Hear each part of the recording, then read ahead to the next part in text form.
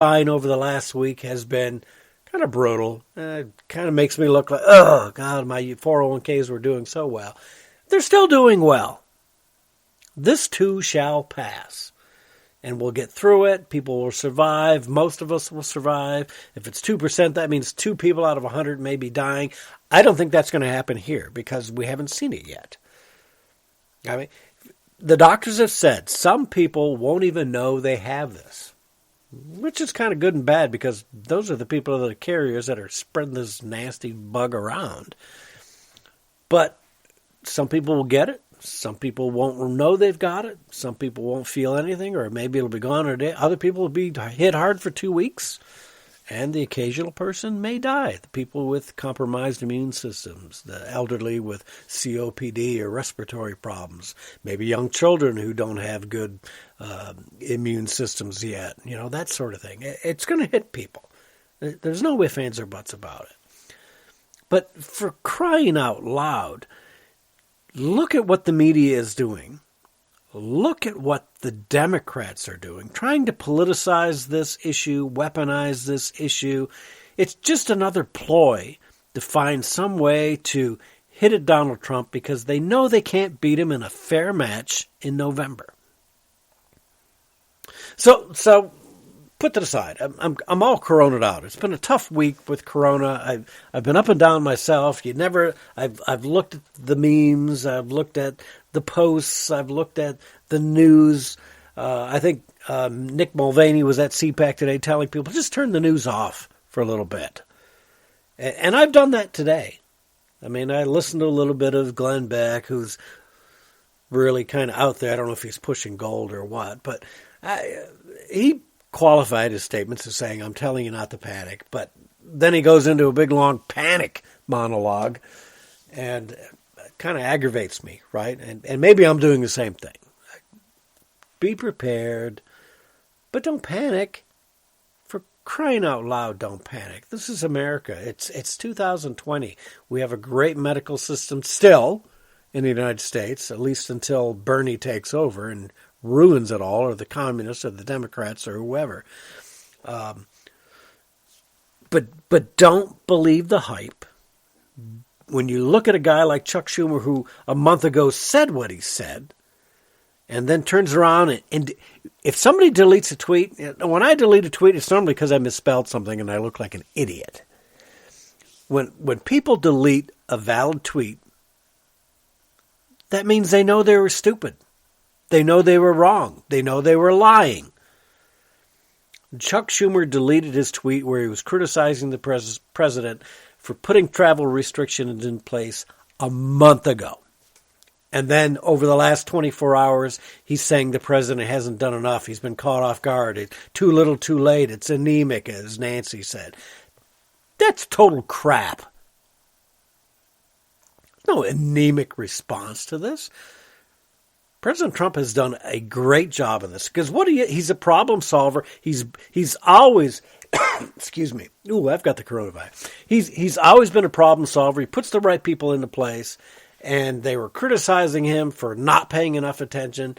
He takes the vice president, who's got good relationships with everybody in Congress, the House, the Senate, the appropriations committees, and says, all right, you're in charge. Lead this project up. Let's make sure we're on top of this. The CDC's on top of this. And if you didn't hear this week, because it didn't really hit the mainstream media, some of the conservative sites hit it.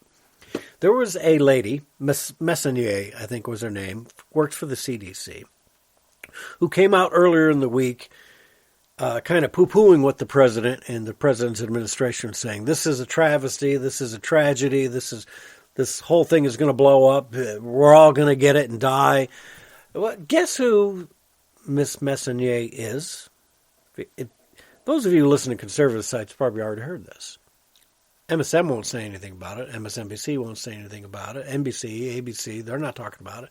Miss Messonnier, who works at the CDC, is kind of a high-level executive, is the sister of former deputy director of the FBI, Rod Rosenstein. So another never-Trumper trying to make waves and whistleblowing. And there's another whistleblower today, talked about today from Northern California, saying that there were some problems, that the CDC people who showed up in California to bring back people from Japan, Americans who came back, weren't properly trained. Here we go again, right? Another whistleblower. Yeah. Whistleblowers anonymous? No. Whistleblowers not losing their jobs? Yes. This request for anonymity, I can't even get it straight. Anonymity is just not right. So, please, folks, whatever you do, don't panic. Don't sell your stocks. Don't cancel your trips. You know, there's lots of people talking about, again, even on the right, oh, we're going to go into a recession. This could be very bad. You know, people won't go to the movies. They won't go to dinner. They won't do this. They won't do that. That's nonsense. Traveling overseas, I don't know that I would travel overseas right now. I don't know that I would go to Italy, where there's a lot of that going on. I don't know that I'd go to, I think Germany got hit a little bit today. They said they had some stuff. You know, what do they all have in common, those countries? Open borders. Open borders. So, people from China spread a little bit. The Iran-China connection is the one that really kind of gets me. How did all of a sudden China to Iran, and they're the bigwigs, right? A VP in Iran, I think a couple of mullahs in Iran, 38 people dead. It's the second highest death toll outside of China. What is that Chinese-Iran connection? Was there some very important people from Iran working with China? I wonder what they were working on that they would catch the virus. Why were they were they in Wuhan, near the Wuhan labs?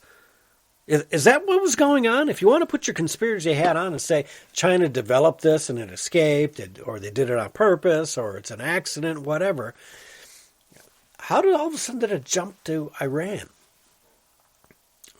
Italy, I don't even know. I can't. My brain doesn't work that into the equation. But China, Iran, they were having some war games not so long ago. Is this something they were working on? Iran looking to get some kind of a bioweapon from China? Oh, so here, take a look at this. Boy, I'd like to. Can I smell it? Yeah, go ahead, you moron. So we end up with people dying in Iran from it. That's the one that really gets me. It just seems a little odd. I'm just saying. It seems a little odd. So, think twice, but don't panic over it. The coronavirus is something we should all be aware of, like any flu season. Do what you can. Break out the Lysol. Clean your house a little more. Have the wipes at work. Put the hand sanitizer out. All those things that you would normally do, right? Keep your own immune system up with extra vitamin C, the whole night. It's the sick season. That's all I'm saying. I'm not buying the fact that this is the 100-year flu epidemic. I just don't see it. I think we would have a lot more deaths. It would be a lot more lethal of a contagion, people dying quicker than they do. I'm just not buying it. And I don't want people to be getting caught out of hand about it either. So just do your prep, make sure, but then go on with your life. Don't think that you need to change your lifestyle, right? Just be careful. Okay, let's move on to the Democrat field. It's Friday night tonight. Tomorrow, I think we have the South Carolina primary. And by all indications, the polling, if the polls are to be believed, shows Joe Biden, Crazy Joe, Demented Joe, is still going to be taking South Carolina. I'm not so sure. The gaffes from Joe Biden in the last few debates, on the campaign trail, in his appearances, public television, and interviews and whatever else, I don't know that Joe's all there. And I feel really, I've gone from the point of being angry with him and thinking he's just an idiot to the fact that I think that Joe Biden has some memory issues. It could be due to age. I don't know if it's Alzheimer's or some other dementia-type related illness. But did you hear him this week during the debate when he said 150 million people have died due to gun violence? I think he qualified that saying in 2007, 150 million.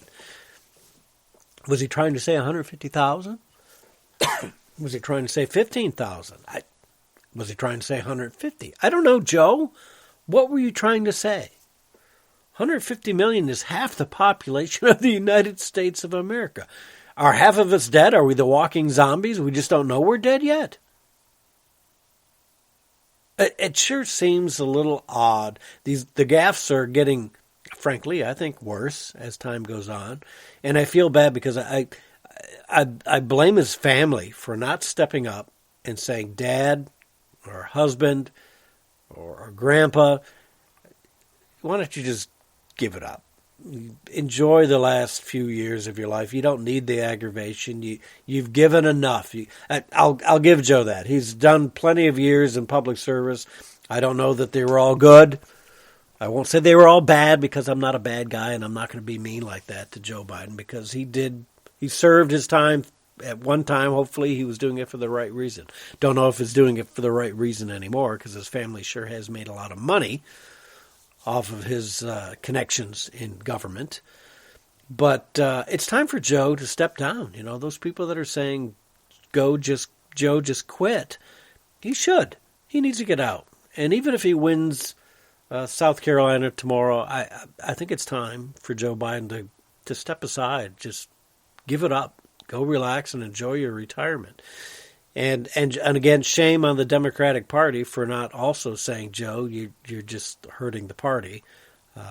It's time for you to go. But why would a Democratic Party do that when they're so crazy that they're allowing a Bernie Sanders to do what he's doing? We've got a complete socialist, really a communist, running for the Democratic candidacy for president of the United States. How do you think that's really going to fly? I don't see it flying. I'm sorry. I have friends who worry that there's enough young folk and disenchanted folk who want to follow Bernie down that communistic path and take control of the country. Take away the capitalism, get rid of the capitalism, do all those crazy things. I'm not sure I believe that the United States of America is that far yet. I don't think we've fallen that far. I believe that there's enough good, decent people with enough history still in us, even though our public school system has failed us and has failed to teach the failures of socialism.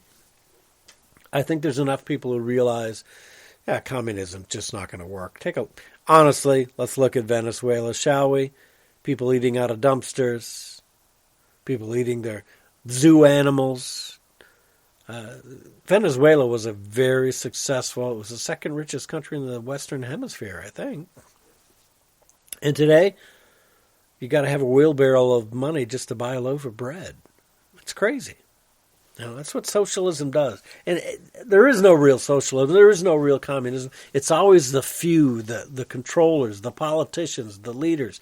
They do well. The rest of you get screwed. And the first thing, of course, they want to do is take away your guns. So, Bloomberg is our second Democratic candidate who seems to be vying for that top-notch position after Bernie. And if you watched the debate the other night, you would have seen Bloomberg basically say he bought the 2018 election. Did you see that? Spent $120 million. He said, I bought... That's people he backed like Alyssa Slotkin, my congresswoman, current congresswoman here in Michigan. That's Haley Stevens, also another congresswoman here in Michigan. And Rep. Rashida Tlaib here in Michigan. Across the country. So Bloomberg basically admitted in the last debate that he's the one that put Nancy Pelosi in power. And is Nancy now the one trying to help him avoid the first debates because he debates terrible, because he's got a terrible track record? What is going to happen?